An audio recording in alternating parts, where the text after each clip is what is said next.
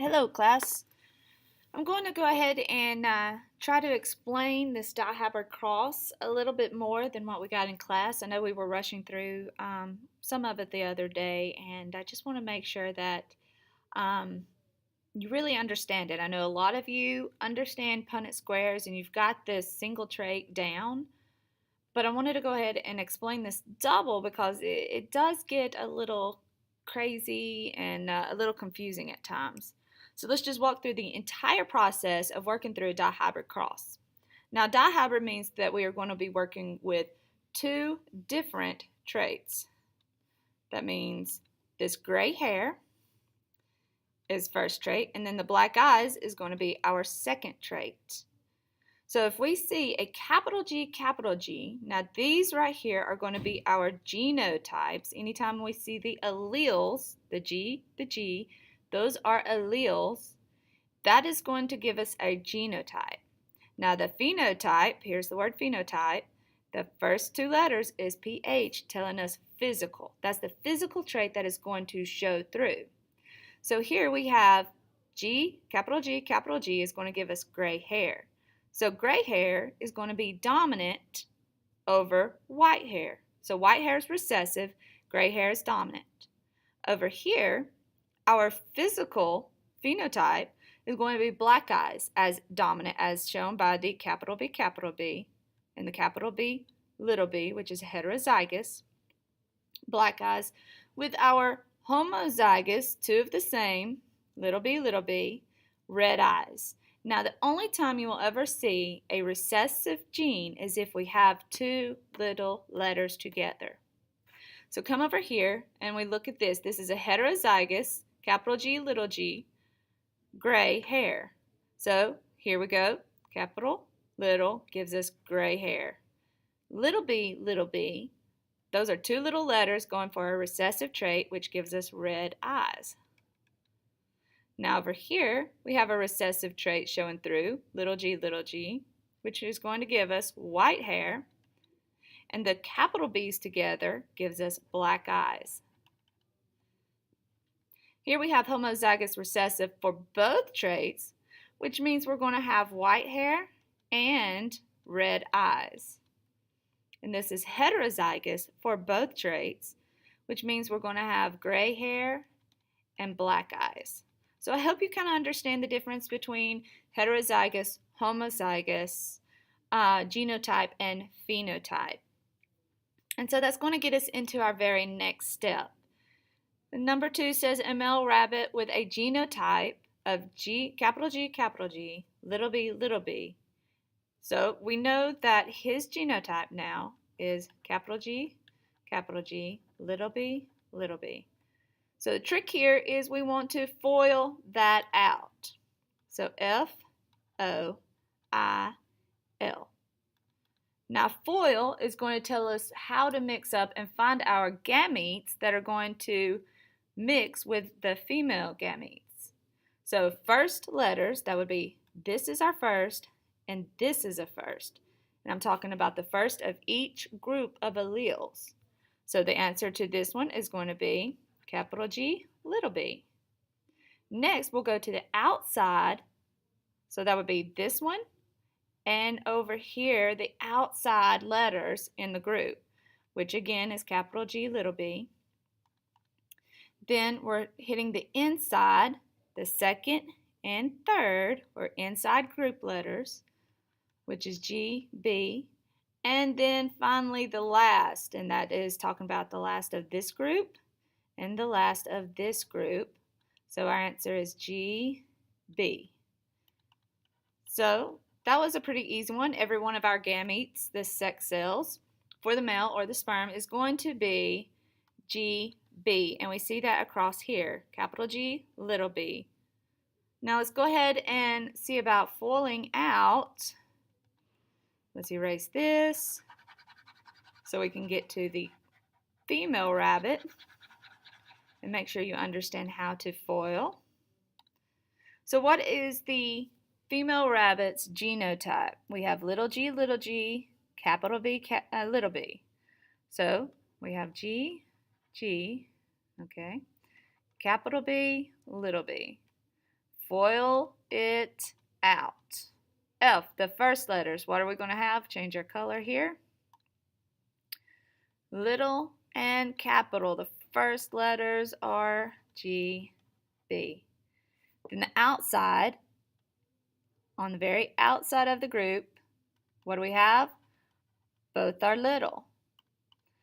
Now let's talk about the inside. The ones that are inside going to lead to a capital B with a little g. And then we have our last, which is this G going outside to the last. The last of each group. Here's a group, that allele group, this allele group. We're going to the last of those. So that is also giving us both little ones. And so let's take these gametes and let's pull them in over here. So this is our dihybrid cross. We're dealing with the hair color for our G, and then we're dealing with the eye color with our B. So let's look at how these are going to actually come across. All right, so all we have to do is pull down. You see the capital G and the little g are going to come together. Capital G, little g. And a capital B and a little b. Okay, so that's pretty easy. And since these are all the same across the top, if we pull everything across over here, it's going to be the exact same. So we have a capital G, a little g, capital B, and a little b. Capital G, capital B, little b. And we will get to have that all the way across. Let's do the next row. On this one, we are still having a little and a big. So it's capital and a little. And we also have a capital and a little. All right, obviously this is going to be the same across here because these two are the same and all of these are the same.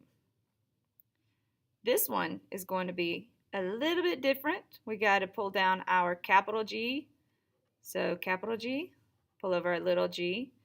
Now we have both of them here and here are little b's. And that is going to work across the board for this allele.